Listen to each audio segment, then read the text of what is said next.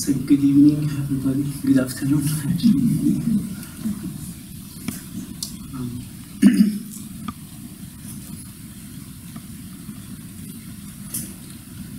I guess that anybody may share those things in which he is competent, things which he have been important part of her life, and which understands to be important for human life, for our well-being.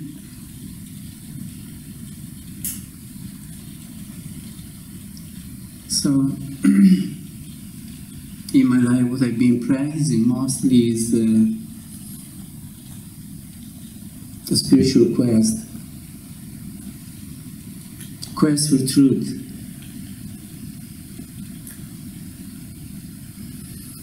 And I understand that this is a very important component of life. We all know ourselves as physical beings. We all have a body, and we are well aware of it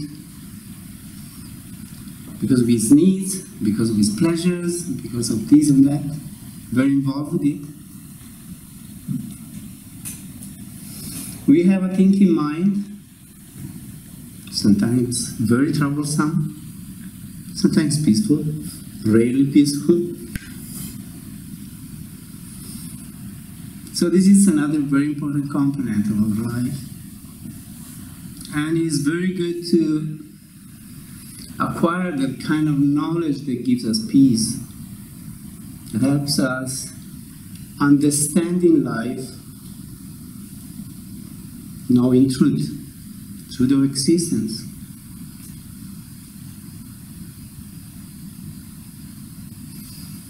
But we also have a spiritual side. We have a consciousness which is independent of all of this. And this is really the engine of life. It's what gives life to mind and body. With this, life becomes complete. Without this, life becomes kind of meaningless. Because it's like turning around all the time, vicious cycles somehow, getting nowhere.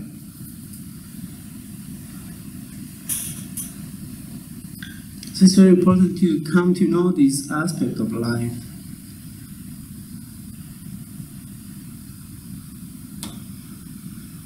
But for doing so, we have to first of all feel the need of it. It's not a matter of, being converted into anything. It's not a matter of doctrine, theology, religion. It's a matter of personal experience. Coming to know this, experience this. And for this, first of all, we have to feel the need of it. If we never feel the need of it, never anything is going to happen. Because anything that happens in life, first of all, is something that we begin thinking about, feeling the need of it. Then, by and by, it may become a reality at some point.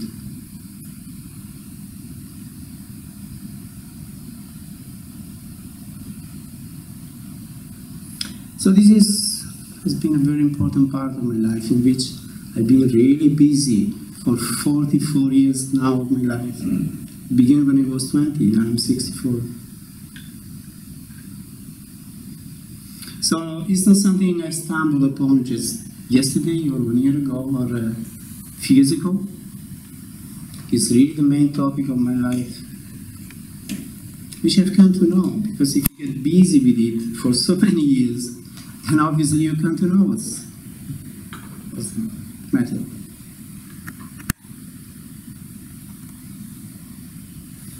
So this is what I would like to share with you and with anybody with whom I come to share time and opportunities. To me, it's a matter of uplifting one's consciousness. Now, we all have a consciousness, but there are many levels of consciousness. Normally we are in this so-called physical consciousness, just aware of our body, needs of the body and senses. But there are also other levels of consciousness which are much more spiritual, which are much more high. It's like a building with several floors. When you are just on the ground, you see very little. If you are on a flat area, you see almost nothing, just the meters in front of your nose. But if you keep climbing up higher and higher, then you have a wider perspective. If you fly on a plane, you see everything from very high. So it's like this with consciousness. If we really raise it up above body and mind, then we get such a perspective which is really thrilling, which is really amazing. We can see everything very clear.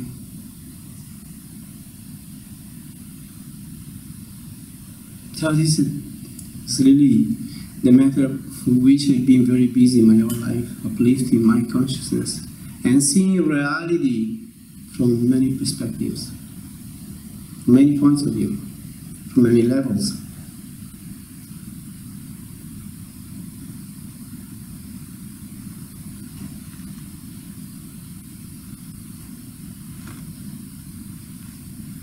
And this is what gives really meaning to life, which makes us confident about life, because you come to know it.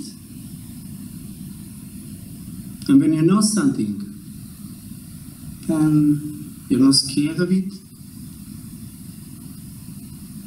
You feel self-confident.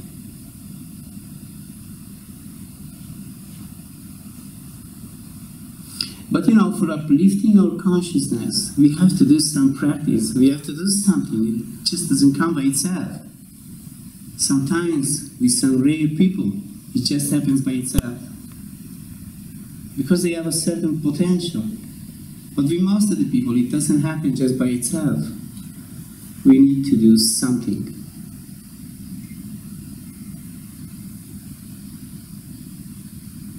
We need to do a spiritual practice.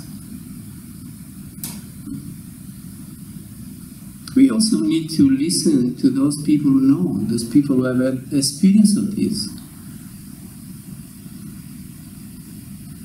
It's a matter of transmission that comes from somebody who has it to somebody who doesn't have it, like osmosis somehow. So it's very important to associate with sages, with people who have had a lot of experience in this field, because they can help us.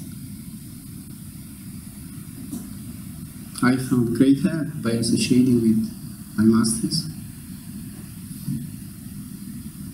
They really inspired me and kept inspiring me. But keep going, keep going. It's going to be better and better.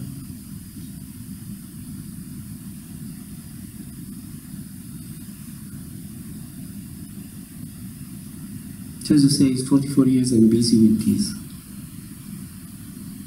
And I've come to experience a lot about it, really a lot.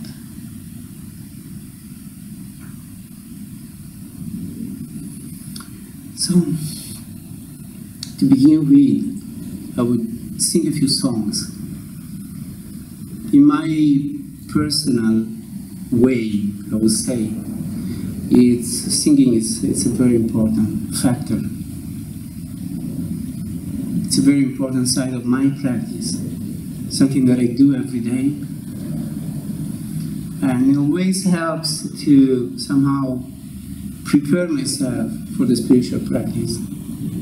My master, Satsguru Sirio Ji, used to say that singing holy songs, it's a way of developing receptivity. Receptivity to what?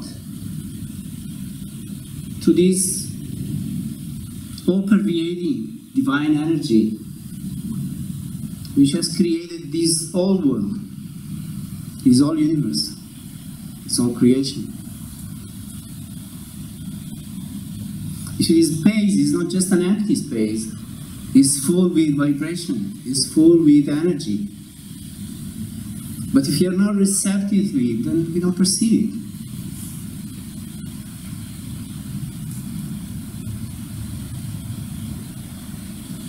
So we have to develop this kind of receptivity to this higher power, to this creative power, divine power. Now when we are receptive to it, we tune in and we feel it. It becomes a very tangible presence,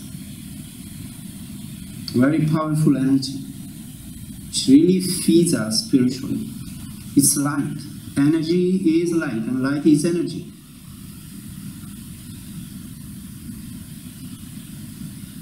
But in order to perceive it, we have to become receptive to it.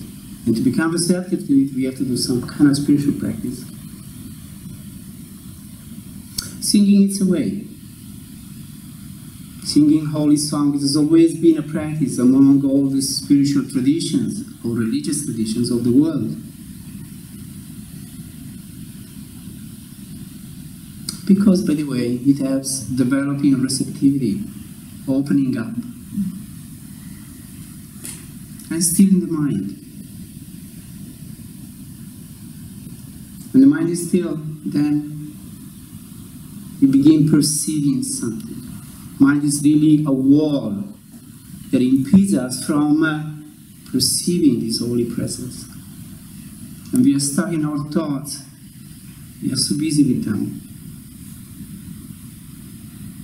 And we can't perceive anything else. But if we make peace in our mind, then we may begin perceiving something.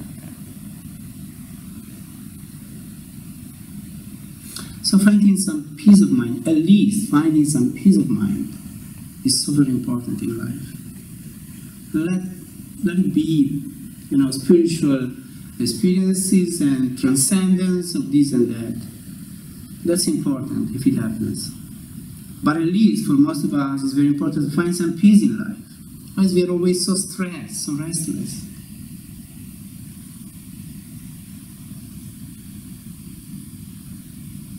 So peace doesn't come just by itself. Sometimes, yes, because we are in nature, we are in a peaceful place, we may feel some peace. But we should be able to create this condition by some means, just inner means, our own means, not means that come from outside.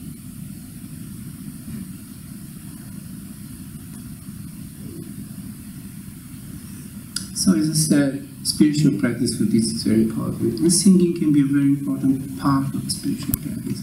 So I begin by singing 3 songs to you. One is in Italian, is my composition. One is in English, and it's a poem by Maulana Rumi, who was a Persian mystic. And one in Hindi, which is an Indian language.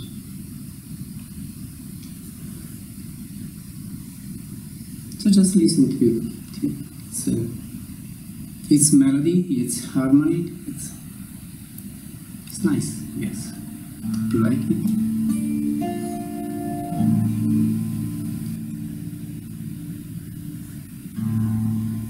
E quando io ti dissi che l'essere santissimo tu sei per me, tu m'ascoltasti, riconoscesti la mia sincerità d'anima.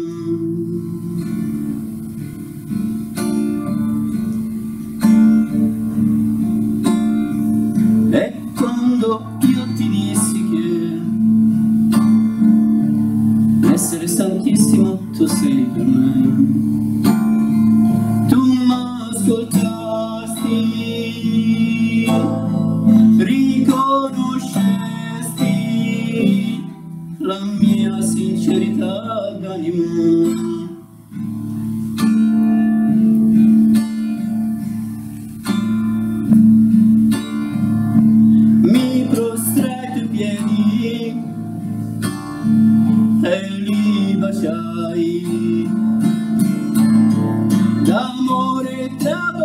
traboccava il mio cuore, il mio animo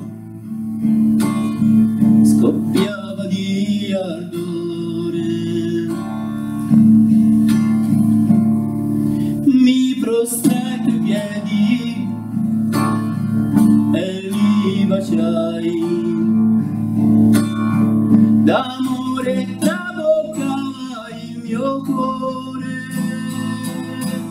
il mio animo scoppiava di ardore.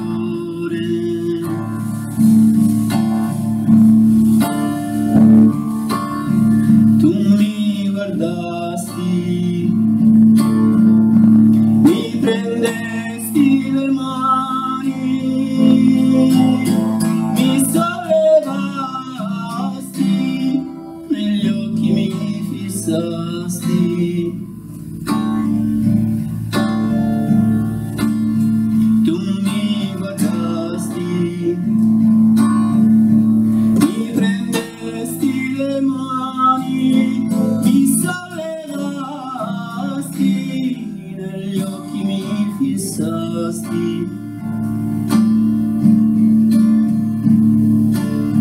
Oh, che dire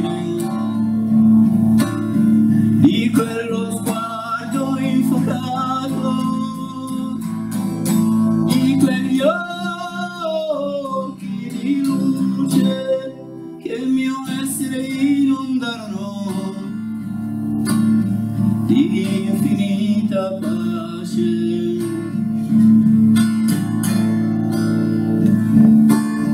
Oh, che dire di quello sguardo infuocato, di quegli occhi di luce che il mio essere inondarono di infinita pace.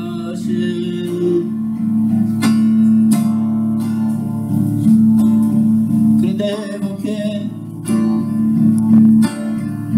l'atto devozionale più sacro fosse di prostrarmi ai tuoi piedi, invece tu mi mostrasti che gli occhi tuoi sono l'altare di Dio.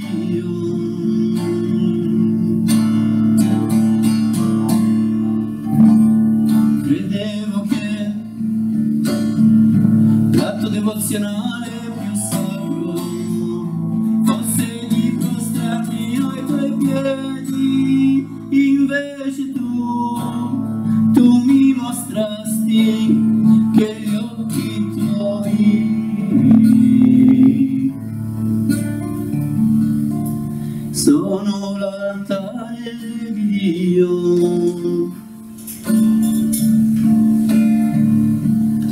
E quando io ti dissi che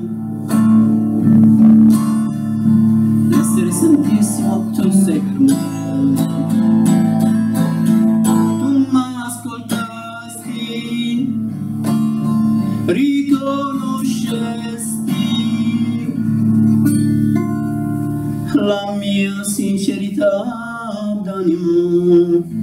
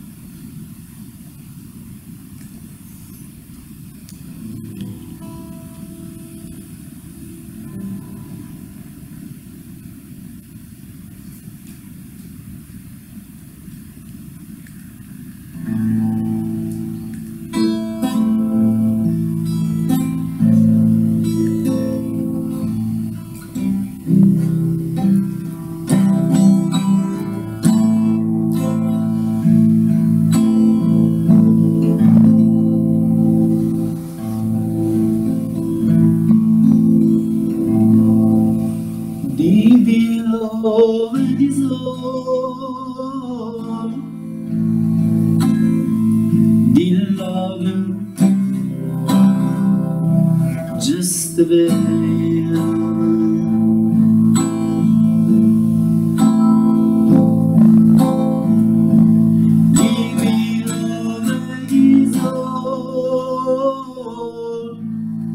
Beloved,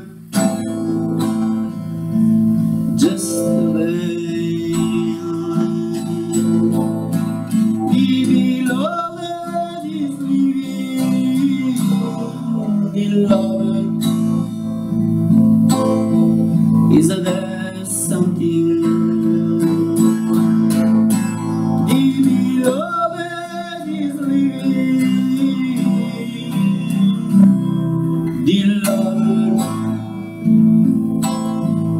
is there something? The beloved is Lord. Beloved, just the veil.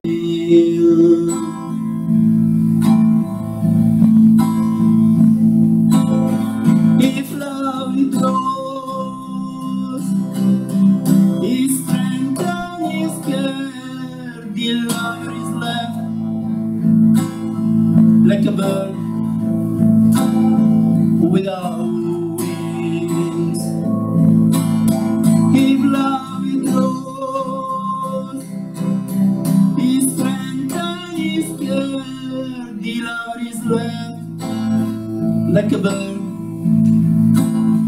without wings. The beloved is Lord.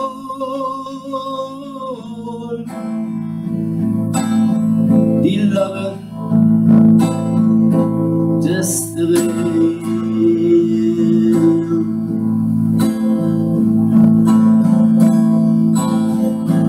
Love wills that His word be brought forth. Love wills that His word be brought forth. The beloved is all. Beloved, just the veil. The beloved is all. Beloved, just the veil. How will I be awake and aware if the light of the beloved is absent? How will I be awake and aware if the light of the beloved is absent? The beloved is all.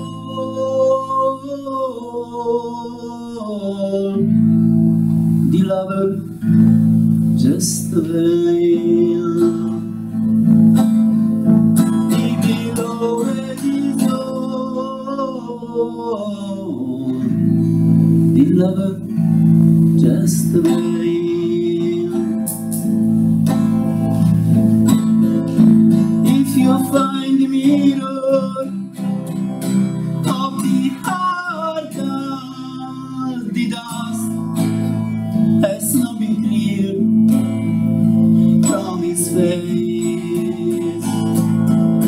If you find the mirror of the heart of the dust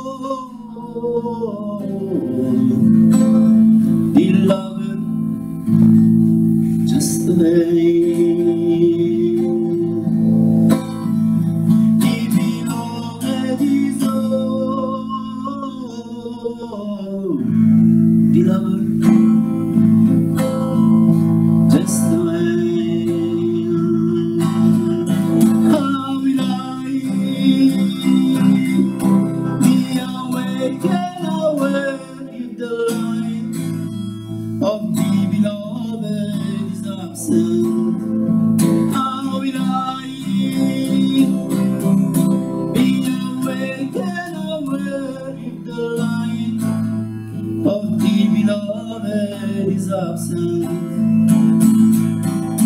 The beloved is all.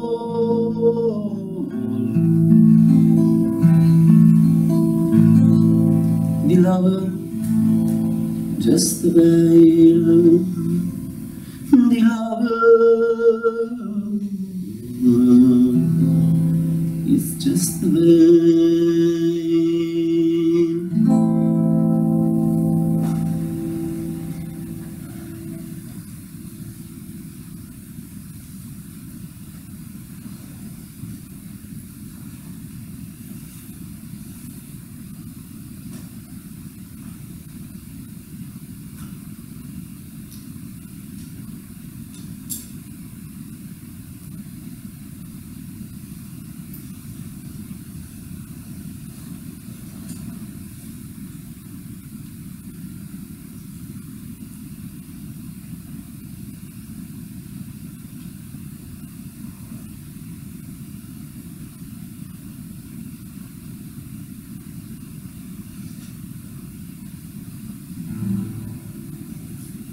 So you sing Hindi.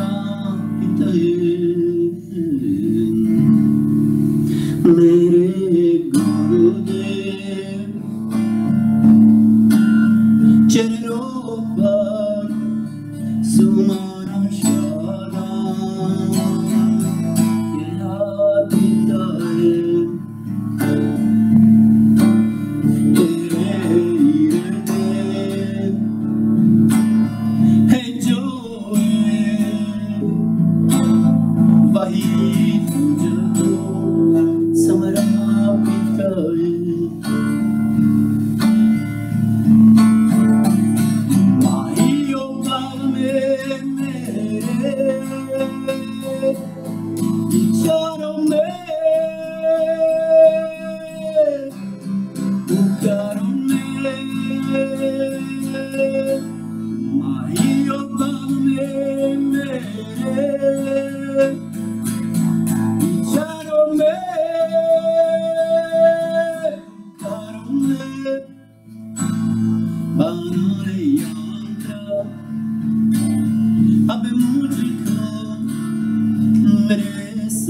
Sarvantra Samarapitaye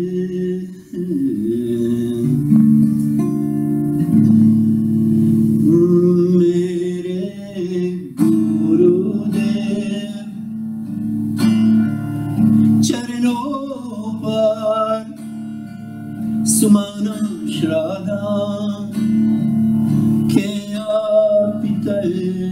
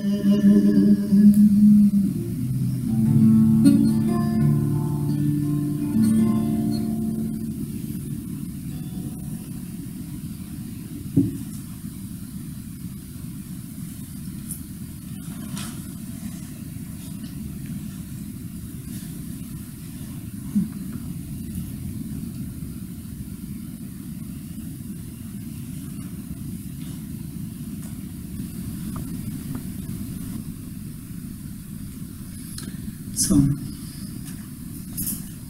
spiritually, it's a matter of transmission. It's a matter of attention.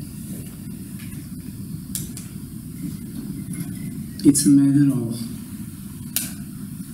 being always well focused, well concentrated in the living moment, in the living present. If you're well focused on anything we are doing, then it becomes very present. It gives us pleasure. If anything we are doing, we do it with a wandering mind, hands doing something, mind thinking something else, then it doesn't give us any pleasure. So, it's very important that we be present there where we are. Now we are here, we are spending some time together.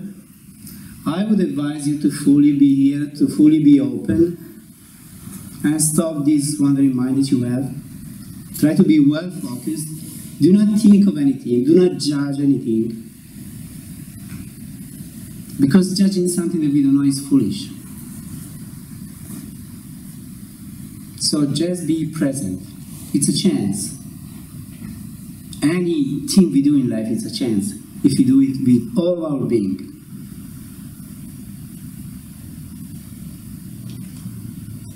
So now you're here, listening to this foolish person talking to you.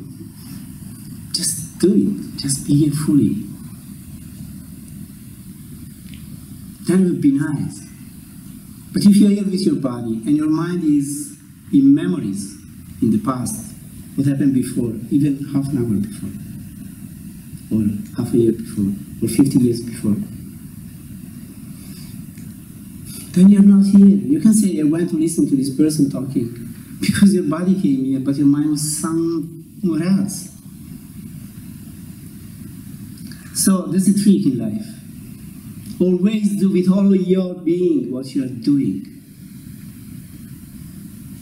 Anything you do, just give yourself to it. Then it becomes a pleasure. It becomes very intense, very meaningful. Otherwise, it's always halfway, a quarter way. We're here, we are there. We are here with our body doing something, but our mind is in the past, thinking about what happened yesterday, or is planning for the future. That's what we do all the time. Either thinking of the past, or planning something about the future. Imagining something. Fantasies. So memories and fantasies, that's what we do all the time. We don't really live our life. We imagine something all the time, or we remember something all the time. But this makes our life miserable. No intensity in life.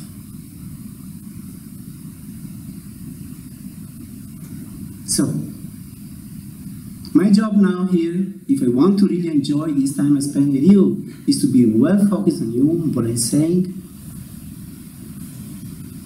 fully present, give my all attention. Your job is to listen with full attention. Then it becomes a meeting. Otherwise, it's just nothing. Our body went somewhere, but we were somewhere else with our mind. That's how we live our life.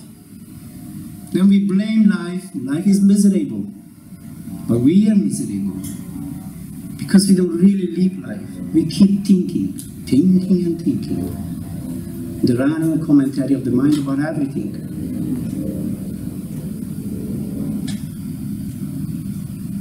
So, here also, you may think about me whatever you want. But rather than thinking about me, you just be focused on what I'm saying. It's much better. You keep judging everything, condemning everything. And everybody, we really condemn ourselves. But we are the cause of our misery, nobody else. The world out there is a reflection of what we are. What we see and what we experience in this life, it's ourselves, all the time. So if life is miserable, we are miserable. If life is bad, we are bad. If life is beautiful, we are beautiful. If life is a rose garden, we are a rose garden. If life is divine, we are divine. So mind you, stop judging everything and everybody. Nobody is the cause of our misery. We are the cause of our misery.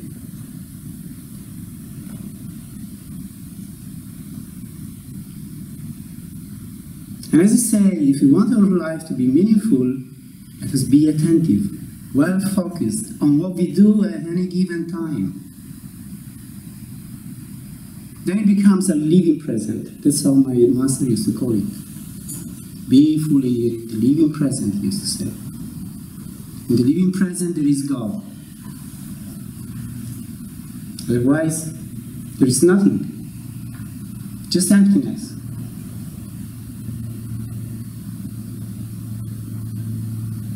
So that's what I've been practicing in my life. The path I follow is the path of attention, surat, so-called in Sanskrit. Be attentive, anything you do. Fully there. Then everything becomes beautiful. We might do any work. Important, not important. Doesn't matter. If you are concentrating on what you're doing, then it becomes beautiful.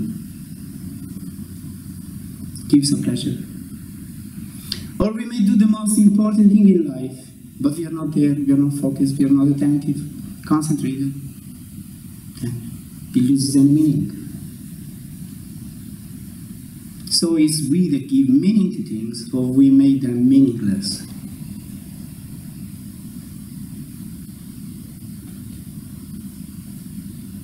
It doesn't matter what happens out there in the world. We will connect with those aspects of the world that correspond to us. Life is a matter of affinity. We attract in our life those things which are similar to us.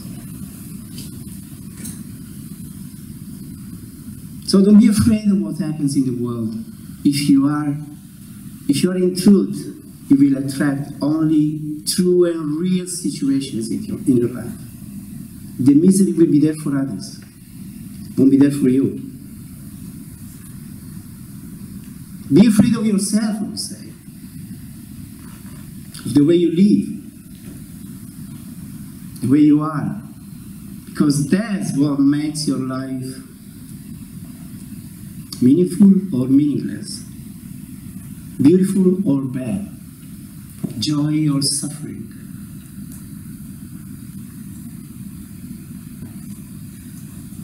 So we have to work on ourselves, really. That's the only field on which we have to work, ourselves. You don't need to go anywhere, it's just here with us.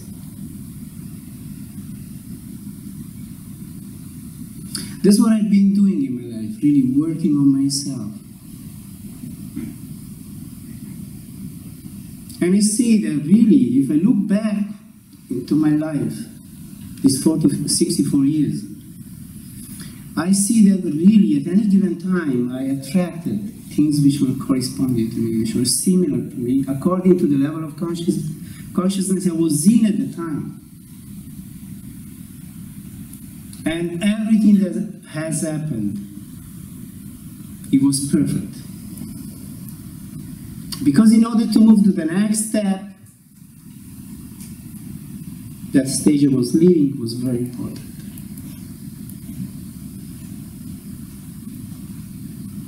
So let us stop blaming life, let us stop blaming the people, let us stop blaming the politicians, let us stop blaming anybody. It doesn't matter, it's their life. You work on your life, on yourself. If you're in truth, everybody may have problems, but you won't have any.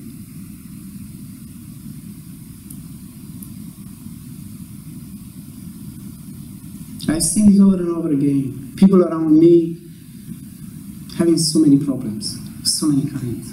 I never had any.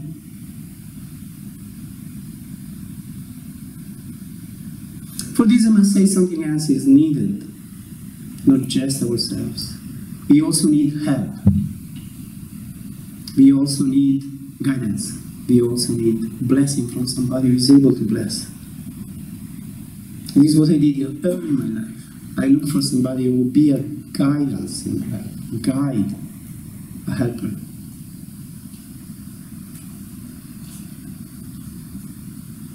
So when I began feeling the need for experiencing something which will go beyond this physical body and this thinking mind, Right away I thought, here I need a guide. I need somebody who is experienced in this field.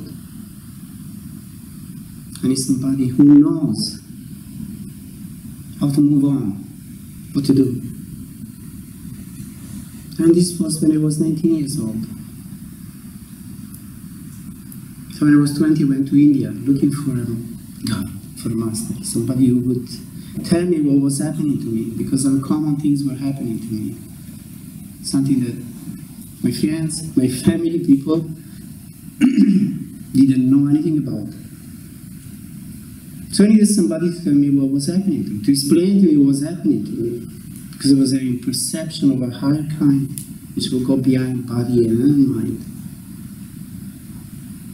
So I was very lucky. I went to India and I met this master, Satguru Sirio Ji. I was 20, he was 79 years old, he was a very old man, but very beautiful,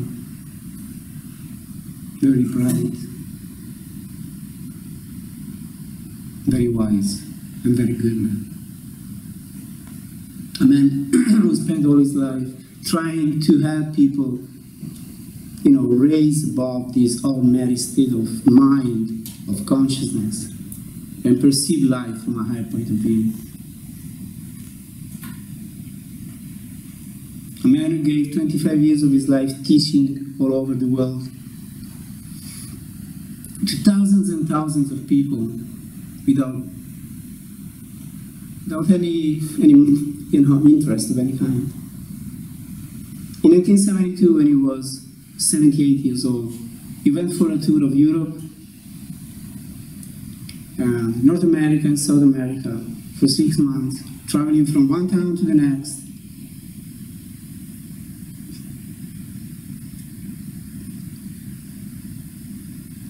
Every day, I would say, or every 2 days, moving from one town to another, without asking any money for it.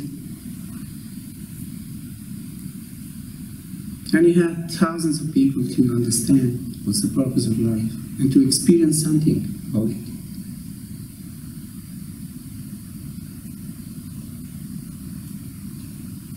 And he traveled all over India all the time, giving teachings to people about finding peace, how to live in peace with other people. These many communities which are there in India were very much on a fight among themselves. They really brought peace. He was not a religious person. He was really a philosopher. He was really a mystic of a higher order, who gave his life for others, really, to improve their life. So it was the person through whom I perceive what is to be in touch with God, if you want to call it like this, or with truth. He was the person who really opened the inner gate for me to perceive truth, experience truth. And I was 20 years old. Since then I've been on this path all these many years, doing my spiritual practice every day. And always getting so much benefit of it, from it. Always finding my peace, always finding my joy for life. And always helping me, by the way, to live intensely anything I've done in my life.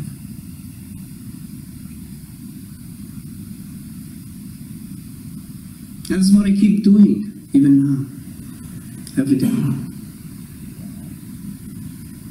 And this helps me really to live always a more conscious life, or a fully conscious life, which is a blessing in itself.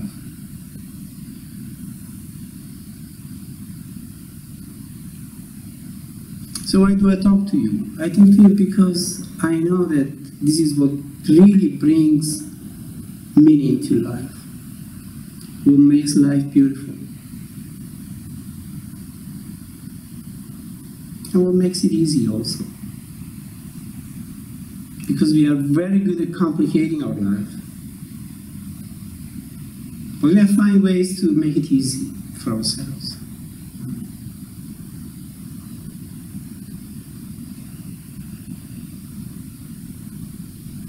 So simplifying life is very good. rather than making it complicated. But as I say, if we are complicated, we can make life simple.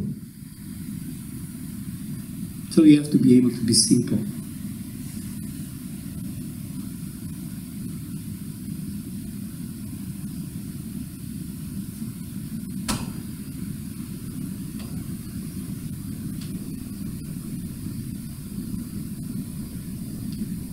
So as I say, spiritual path is a path on which we have to learn how to come onto it and how to keep going on it. It's something that we need to learn from somebody else. About everything, we need teacher, somebody who teaches us any kind of job we want to learn, craft or anything we want to learn, we have to go to somebody who knows about it. About this, nobody discusses. I mean, we want to learn engineering, we go to school, we study engineering. Want to be a doctor, we go to school, we study medicine, physiology, anatomy. You want to be a carpenter, we go and work with a carpenter. But when it comes to spirituality and coming to know ourselves, then everybody, no, I do it by myself. This is much more complicated than being a doctor, being an engineer, or anything. Because it's a field about which we know just nothing. It can be very slippery if you don't know how to walk on it. So I had no problems with this. When I was young, I wanted to take up this path because I knew it was my path. I wanted to look for a teacher. And I was faithful to this, my master, for 25 years of my life. I kept learning from him. I kept listening to him. And I kept learning all the time. And it's a matter of love also. We experience certain kinds of love in our life. First of all, we love our parents from when we are born. That's our first love. And if you have brothers and sisters, you begin loving them. Sometimes fighting, sometimes loving, but it's a loving relation somehow.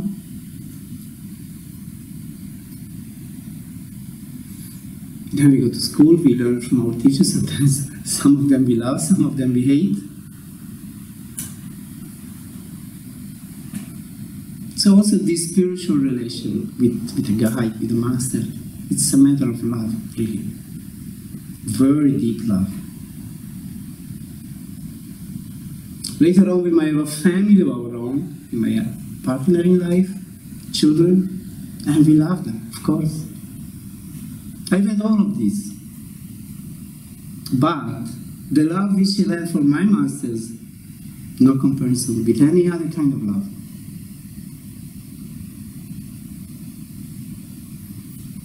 I had two parents, they died. I didn't become desperate. It's a natural fact in life. We are born, we live a certain period, but then we die.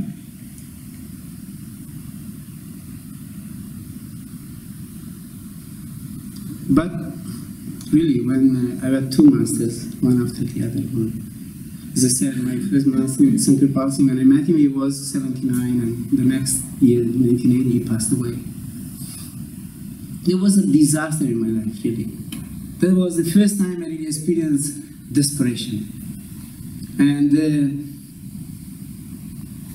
what am I going to experience again? What I was experiencing with it, that was really the most important thing in my life at that moment. So then I met one of his disciples who used to live in Rajasthan. It's called Jaip Singh.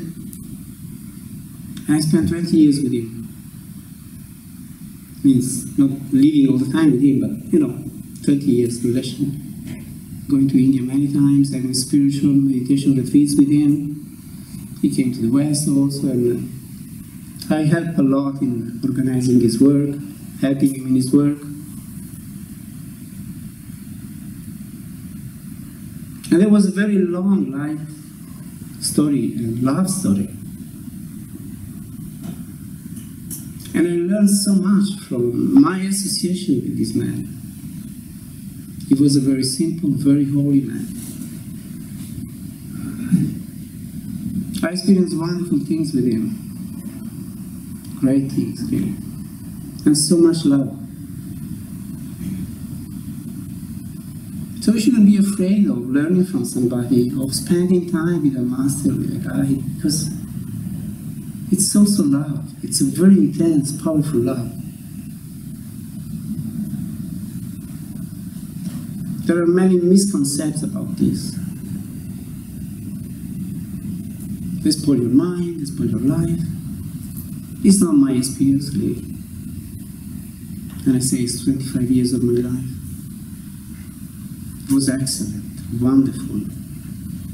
I would advise everybody to have such an intense relation, such a meaningful relation, and such a love from a relation.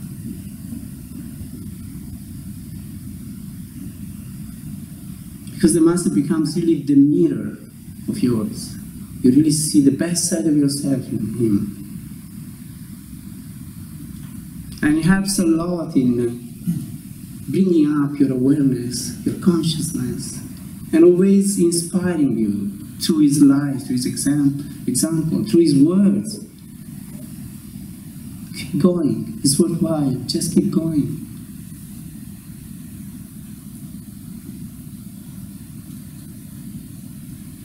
And his words are always words of wisdom. I never got fed up listening to him. It was such a pleasure for me listening to him. Because I found always guidance, inspiration in his words, direction.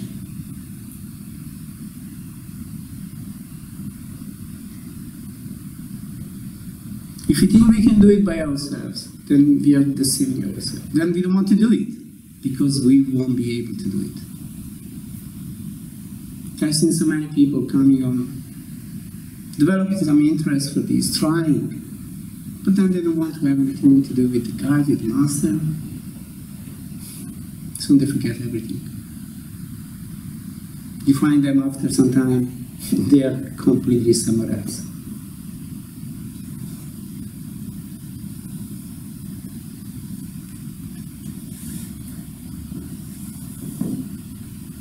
So spirituality is a school of spirituality, where we learn how to be spiritual, how to contact this divine energy, and to experience the bliss, the intoxication, the ecstasy that comes along with it. This gives, a equipoise to our life, makes us balanced people. Once we experience so fully this side of life, then we'll be very balanced. We're capable of controlling our emotions, controlling our mind, our thoughts. We become wise people ourselves, capable of saying the right word always in any given situation. Because we acquire the sight by which we can see the truth of anything.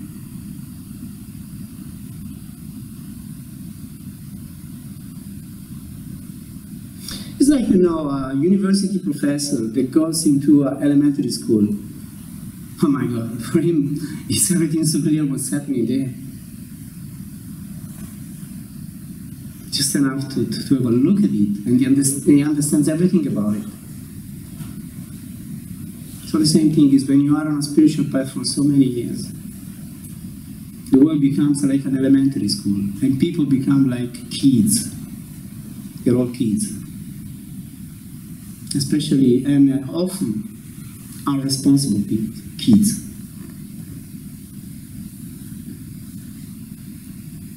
Responsible because we have no self-control. We're just dominated by situation. We are driven by situations. Carried away.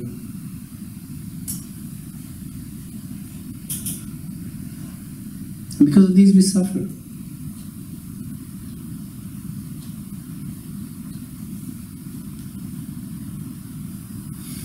So, you know, life is like an ocean. You can just swim on the surface, or we can go very deep into it. And it's an endless something. For most of the people, it's swimming on the surface. Many people go very deep, dive very deep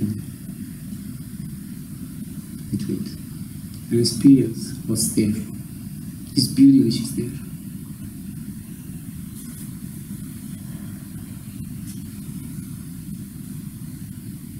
And life is full of beauty. It's divine, really. It's not an hellish something. It's a divine something.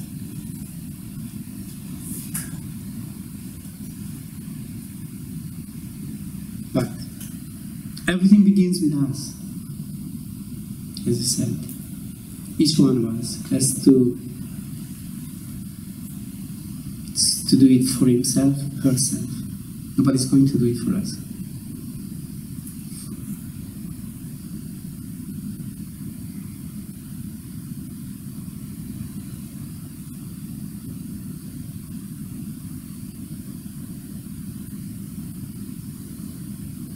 I see people, you know, normally they blame everybody. When they find a wise person, sage, who really speaks the truth, then they run away because it's too demanding, you know, it's too involving. We have to change. We have to change a lot. We don't want to change because it takes, you know, it takes energy, it takes effort.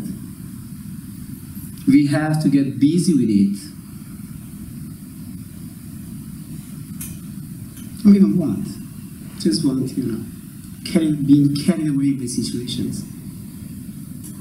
Opposing the situations, it takes effort. Being carried away. But if you're carried away, where do we end up? Freedom is not to let things happen the way they happen. I do anything I want. That's not freedom. It's just slaves of ourselves, of our impulses, emotions. Freedom is being capable of directing your life and choosing what you want and refusing what you don't want. That's freedom.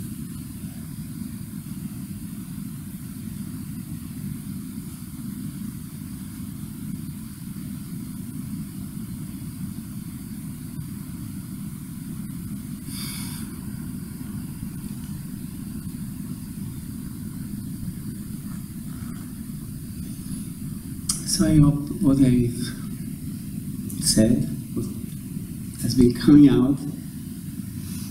You know, I never prepare my talks.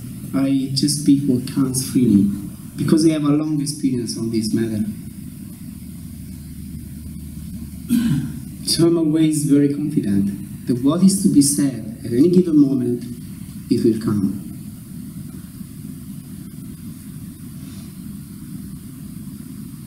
Because I don't talk from my mind, but I talk from the inspiration that comes to me. And in any situation, according to the people with whom I am relating, I get a different kind of inspiration.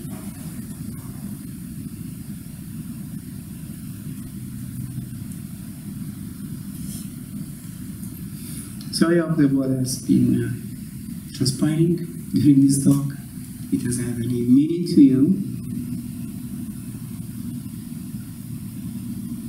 I hope it has helped you to understand something, maybe a tiny bit, but something about life, about we human beings, how we are,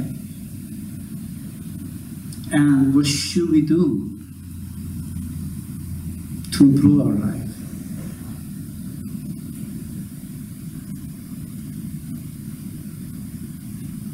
I tell you, whatever I've been telling you is really part of my life. It's really the experience of my life. I'm not a religious person. I don't belong to any religion. I was born Christian, but I can't identify myself with this religion. I'm not a Hindu, although I've had a lot to do with Indian culture. I'm not a Buddhist. My masters came in the Sikh religion, as I came in the Christian religion, but they were not Sikh. They were just spiritual people. Religions is always believing in something. Doctrine, theology of some kind. Spirituality is experiencing yourself something. So I'm not a religious person, but I am a spiritual person.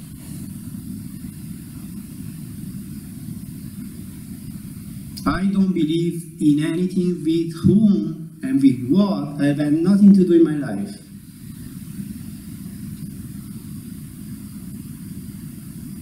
I don't believe in Krishna. I don't believe in Buddha. I don't believe in Christ. I don't believe in Muhammad. I mean, I have nothing to do with these people. They are not part of my life. I don't believe. When I say don't believe, it means I have nothing to do. Guru Nanak, Kabir, whatsoever.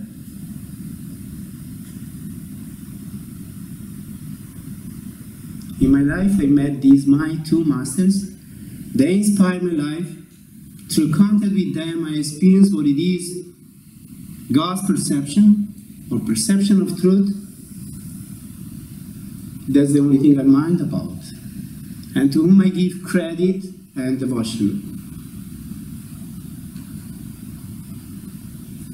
All the rest, I have nothing to do with. I am a very real person. I don't live on dreams and beliefs. I live on facts.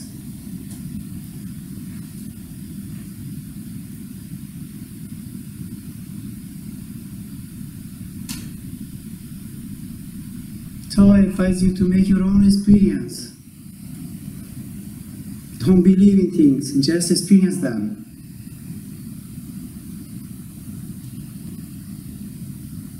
We keep quoting from the Bible, from the Bhagavad Gita, from the Guru Granth Sahib, this and that, all the scriptures, the Vedas, the Shastras, the Purana, there are so many.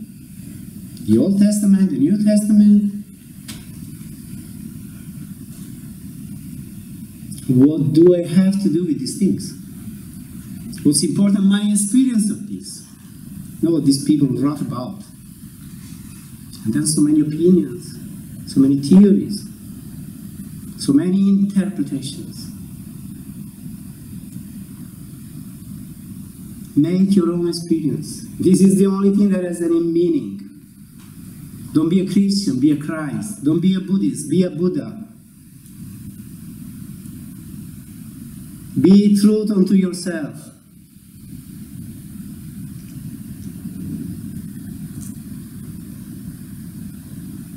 But for this, you have to make your own experience. Then you can say it. Otherwise, you will keep saying, Jesus said this, Buddha said that, Krishna said this, Rama said that. In the Holy Bible, it's said like this. You're a parrot, I'm sorry. Just repeating things from others. So that's my challenge to you. Make your own experience. Don't keep believing. Experience something.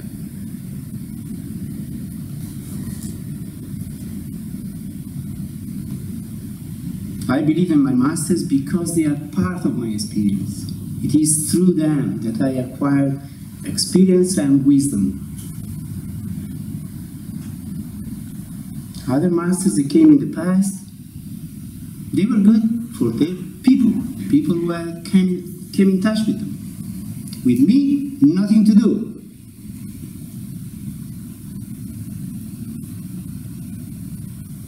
So what's important is our life. Our experience in life was part of our life. Was part of those people who came 100 years ago, even 50 years ago, 1,000 years ago. What do you have to do with it? Be real, my God. What do you have to do with it? You might learn something. Okay, you might learn something from everybody. But it's not part of your life. You wanted to have children. You got a wife or a husband, and you had children. If you wanted to have children, but you expected to get married to that beautiful man that lived 100 years ago, you will never have children. That's how it is. You're sick, you want a doctor, you don't go to that wonderful doctor that lived 300 years ago. You look for a doctor nowadays. It has to be real. You want to know God, you go to those people who nowadays know God. It's the same. If you want to know God but you expect to go to Buddha or to Christ, they're not here, I'm sorry. They will give you beliefs, interpretations of their sayings or teachings. You will fill your head with beliefs but no experience. That's what's happening everywhere. In all the religions. And religions bring more restlessness than peace in this world. More violence than peace. We can see it always, over and over again it's happening. So don't be religious, be spiritual.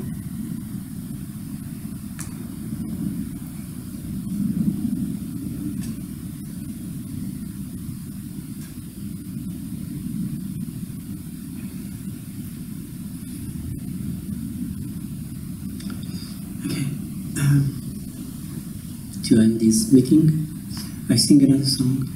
Just sing without an instrument, like this, my voice. Again, listen to it with all of your attention. Try to get it, get the wave, dive into it, and try to relax. And maybe you close your eyes and listen. And then I guide you a bit into meditation. It's good. I could keep talking about things, but then we have to do them, otherwise, what's the use of talking? So I sing a song, listen to it, and then I guide you a bit in meditation. Then we have this meeting.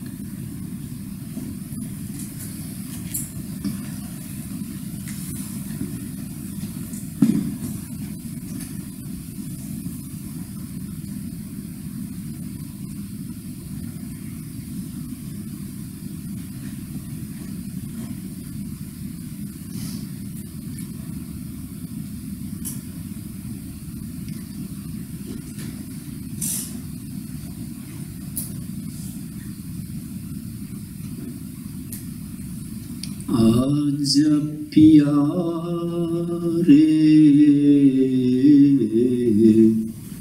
सतगुरु अजान अपनी सूरत मैनू वका जान आज प्यारे सतगुरु आजान अपनी सूरत मैनू वखा जान सीधी सादी सूरत तेरी प्यारी प्यारी मूरत तेरी सीधी सादी सूरत तेरी प्यारी प्यारी मूरत तेरी चेहरा बदा जलवा दिसे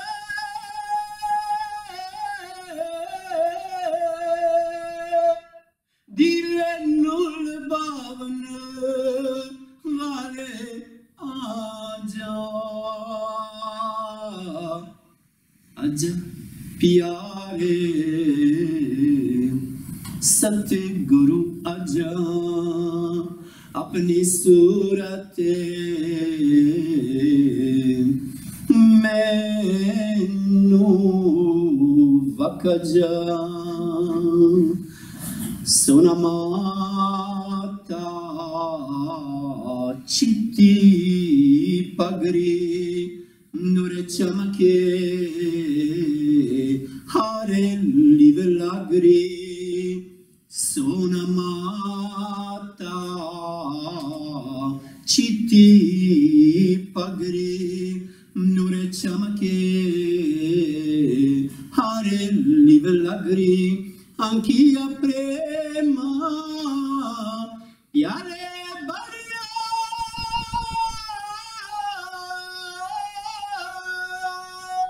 बरवते नूर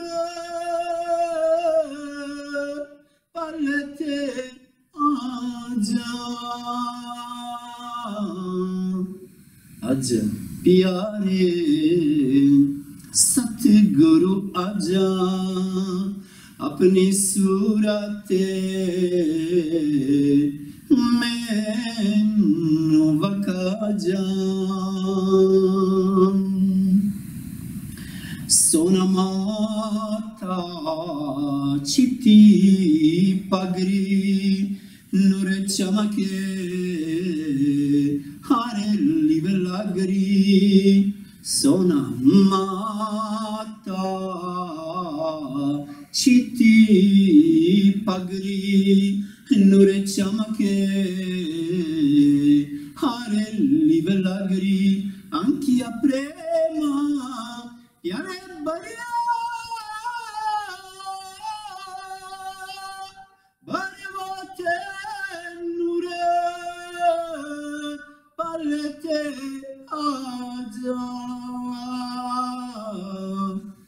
आजा प्यारे सतगुरु आजा अपनी सूरत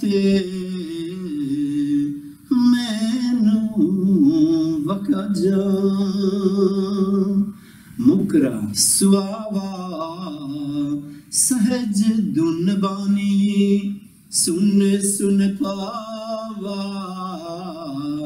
कंत निशानी मुकरा सुआवा सहज धुन बानी सुन सुन पावा कंता निशानी रसील बेनियती मितुरी बोली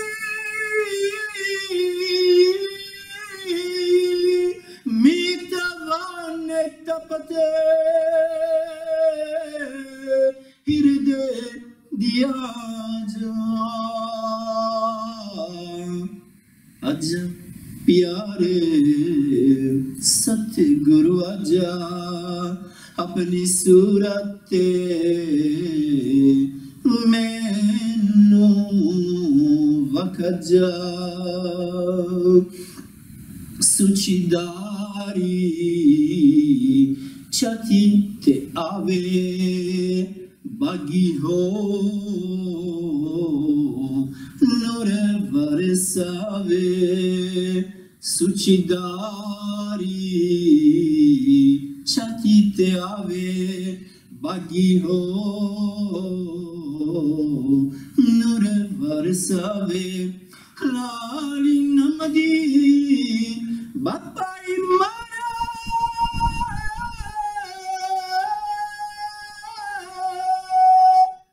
गरीबी सीख बने वाले आजा आजा प्यारे सतगुरु आजा अपनी सूरत मैनू वखा जा आजा प्यारे सतगुरु आजा अपनी सूरत मैनू वखा जा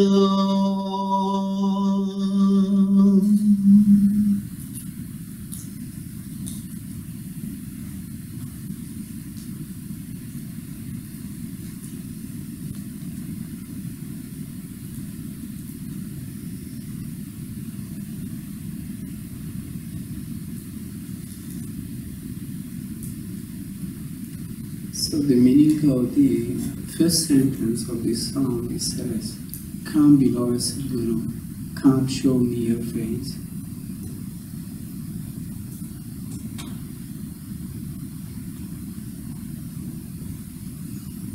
So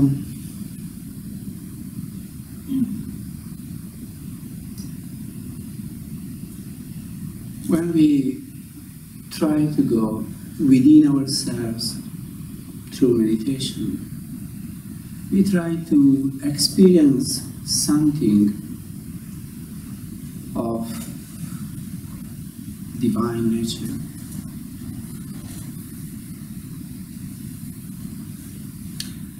So the meaning of this song is, "Come, O light, divine light. You are the true Guru, you are the true Master, this divine light. It is what we have to contact in our meditation. If you are in a dark place where we don't see anything, the only way of seeing clearly what's around us is switching on the light. So when we are stuck in body and mind, we are in complete darkness.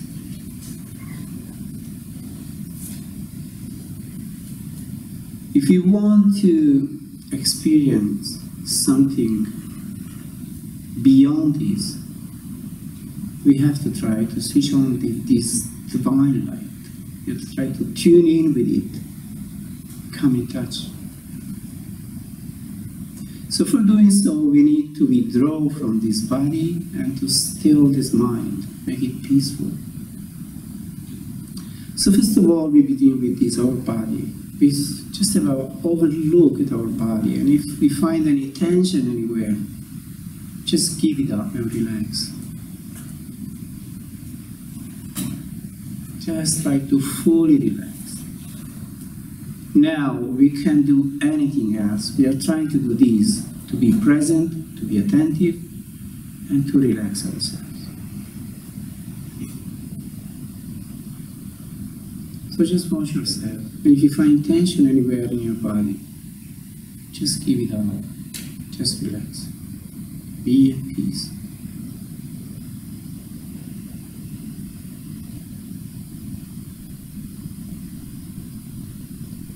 No tension anywhere.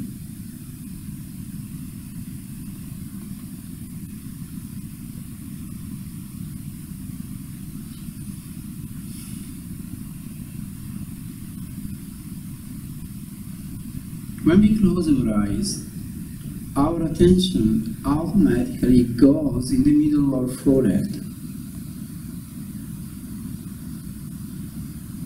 We are used to look at the world always through our eyes. So our attention is basically there in our eyes. When we close our eyes, obviously we can't see through these outer eyes, but still, there is an inner eye that keeps seeing, maybe a dark veil. But we can't see, I don't see anything. It's not true. We see something, maybe a dark veil. So what we have to do is keep looking steadily in the middle of this dark veil that we see. We get very busy, very involved in looking in the middle of it.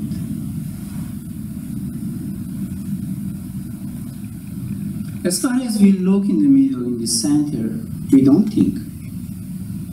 It's like when you are looking at a beautiful sunset, landscape, flower, you don't think, you are so busy looking at this thing that you like.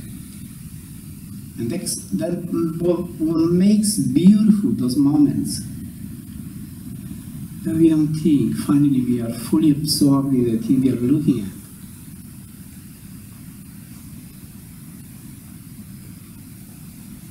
So here also, try to be fully focused, concentrated in the middle of what you see, and keep steadily, mindedly looking in the center.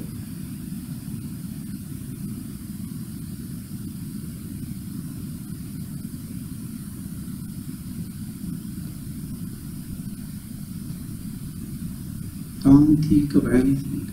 Just keep looking.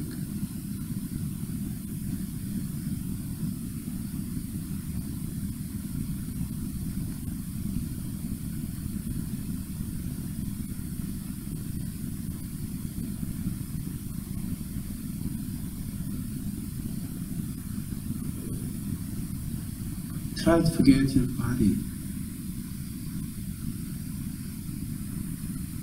Try not to think of anything. Just be attention. Well focused attention in the center, in the middle of what you see. And if you're able to keep looking in this center for some time, even a few minutes, we will see that this dark veil will disappear, fade away. And in its place, we begin coming waves of light of different colors.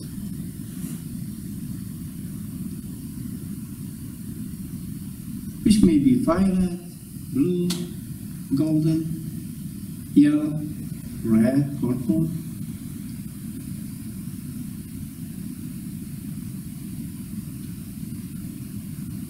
White, whichever the color, just keep looking in the center. Just stay there.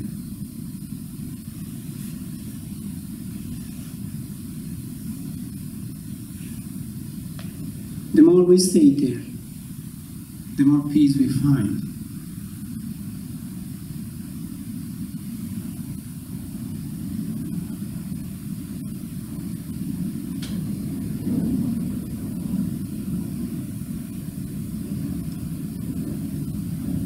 And the more we stay there, the more this light will become bright. The more bright it becomes, the more blissful we will feel.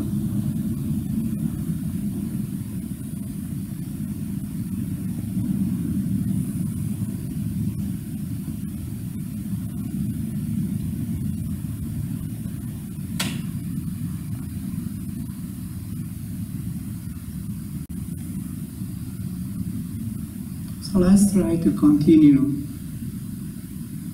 like this, by steadily looking in the center. Keep your body always fully relaxed. Be at peace. Don't think of anything. Just keep looking.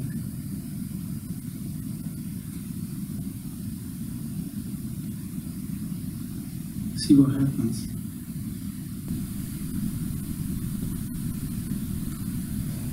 Sana shakir bala pyara labe, mano tere bina koi na sahara labe, mano tere bina koi na sahara labe.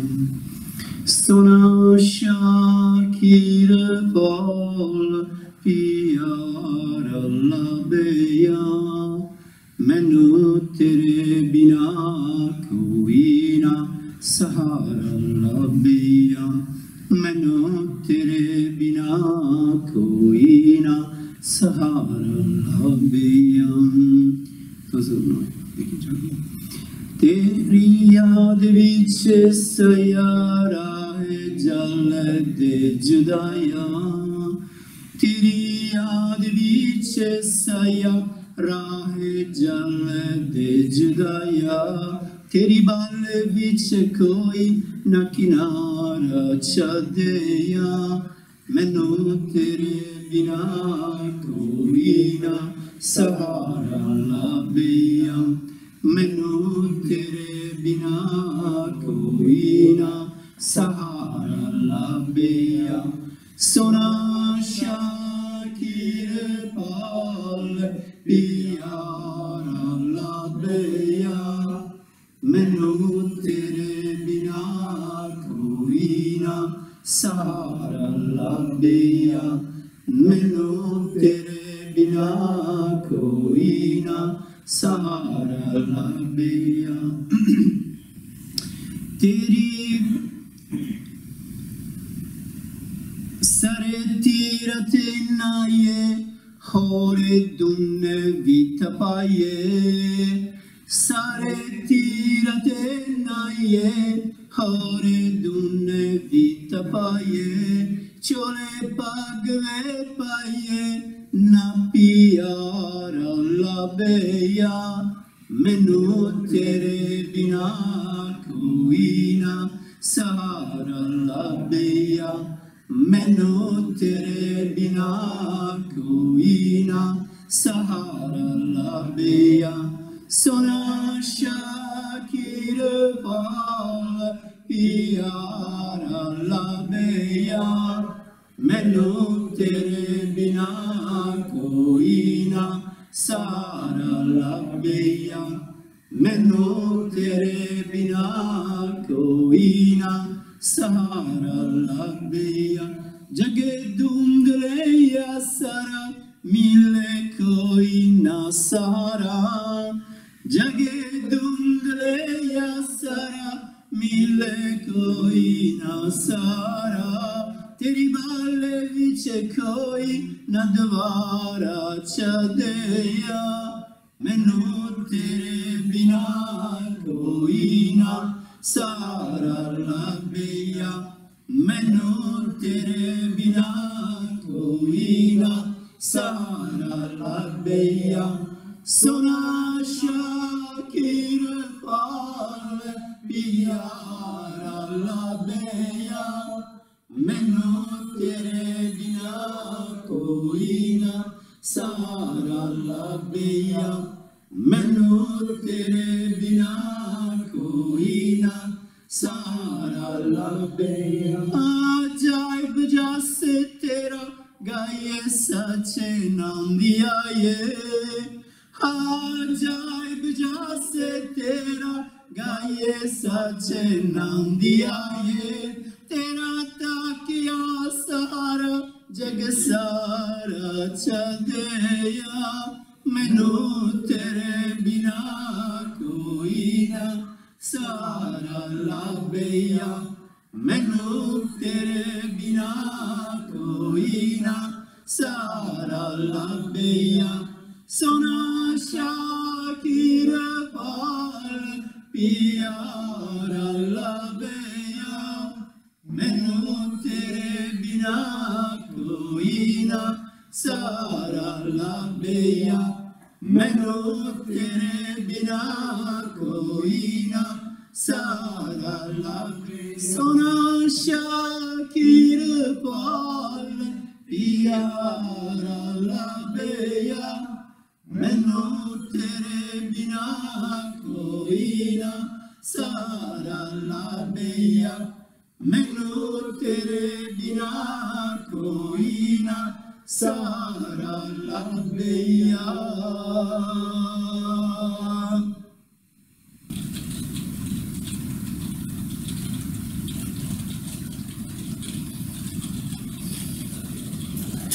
Okay, leave off, please.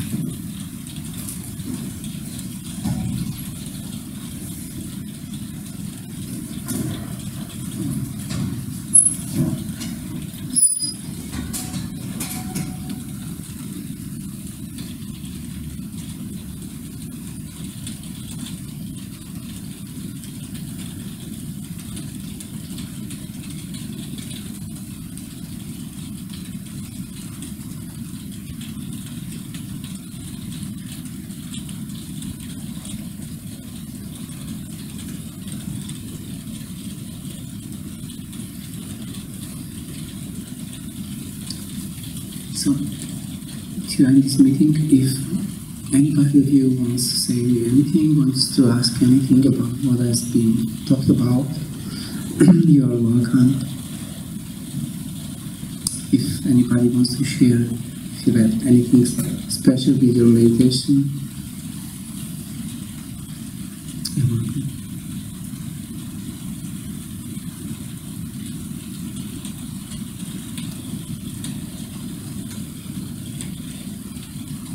question. Can I ask a question? Yeah, sure. I agree with a great deal of what you said for life through reading and experience, but one thing I do find it difficult to understand from what you said is, I hope I'm not misquoting you, but something along the lines of, because of your approach to life, you can become your own misery, what's the word you use, or education, or suffering.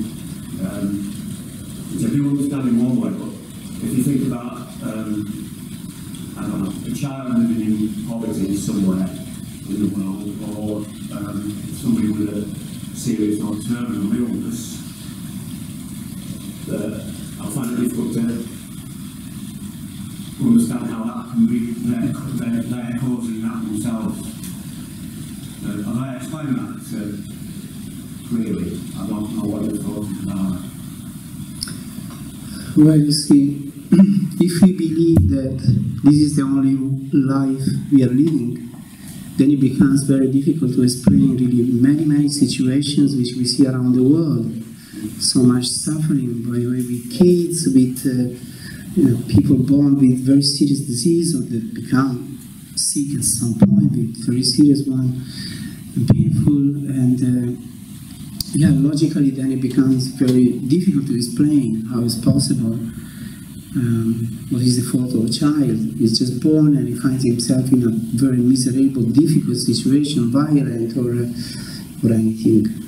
So if we just believe that we come into this world for just one lifetime, then it's really difficult, it's very challenging to explain certain situations and come to understand why it is so. But if we believe that this is not the only life we are living, and that, the law that governs life is the law of cause and effect, action and reaction. Anything we do in life, we will have to bear the consequences. And anything we do, we will bring a reaction. Action brings a reaction. So also in this case, although we don't see what's behind the fact that a person finds himself right from being born in a certain situation which is so painful and so miserable, if we could see beyond, then we will see that there is a cause that has provoked this effect by any means, because this is the law that governs the whole universe. It's a physical law. It's not a metaphysical or a philosophical or anything. It's a fact. Scientists say so. Every action provokes a reaction. So maybe the person has done something in his previous life or many previous lives which has caused now coming into this life in that condition. And consequently, they will have to learn something from the experiences they have in this very lifetime. Nothing is for nothing. Otherwise, it's very difficult to believe that if there is a divine being, a God or anybody, is a good somebody. Otherwise, oh my God, if you look around in the world, and this world has been made by somebody, this somebody can't be good because this world is not good. But it's not a matter of anybody creating anything. It's the matter of this very law that governs the whole movement of life, cause and effect. Whatever is happening now is the reaction of something which has happened before. What we are now is the consequence of what we were before. What we will be later is the consequence of what we are now again. So it's we that cause anything that happens into our life. Yeah, very difficult to take it like this for a small child. Is so innocent and finds himself in very difficult situations. But the child has had another life and many other lives. And so it's a long series of lives through which we keep learning. A lifespan is really nothing. In this play of time, which is so immense, in this eternity, this lifespan is just like something that just flies away like anything, that passes like anything. So life is a very huge something which has no beginning and no end. And whosoever is in this world, whatever is experiencing, is the consequence of what he, she, it, whatever has done before. There is a evolutionary process happening with each one of us. And whatever we experience in this given moment, it's the sum of all what has been in the past. And what we are experiencing now, creating now, through our life, through our actions, through our thoughts, through our words, is what is making our future. This brings peace. Otherwise, there is it's very puzzling everything, and it's very confusing everything. If you want to explain everything from just this life, then so many facts that happen, you can't find an explanation. So we will say, God is terrible, God is bad, there is no God, there is this, we are upset with everything. But if you look at this world from high above, everything is perfect. From down here, everything seems so confusionary, everything seems in a fight with each other. But from up there, everything is perfect. That's my experience.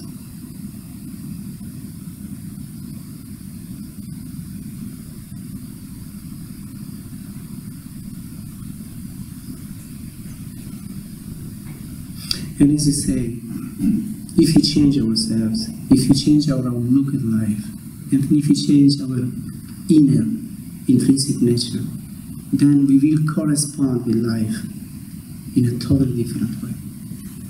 I tell you, when I went to India in 1973, the very first time, I went out, I had a level of consciousness, certain level of consciousness. And consequently, people who knew me would relate to me according to the level of consciousness that I was in. When I came back, after meeting my master and having this incredible spiritual awakening, I was in a totally different state of consciousness. And I found that people, without telling, nobody told them, but they would relate to me in a totally different way. People who were enemies to me before, they became friends. Just because, even if they knew or not, something so deep had happened inside of me. And they related to me with what I was at that moment, not with what I was before. And this I kept experiencing again and again in my life. Whenever I've had a very blissful and uplifting state of consciousness, the whole of life related to me in a totally different way. So I'm not telling, I'm not inventing these things. I've experienced them again and again. I know that what we experience in life is really corresponding to what we are. So if you want peace, if you want love, if you want wellness in our life, let's begin with ourselves, becoming that.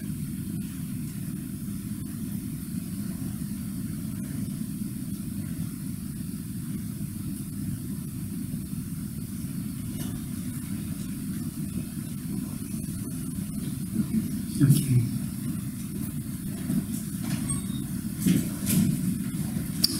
Okay, I greet you all. I thank you for listening and being part of it.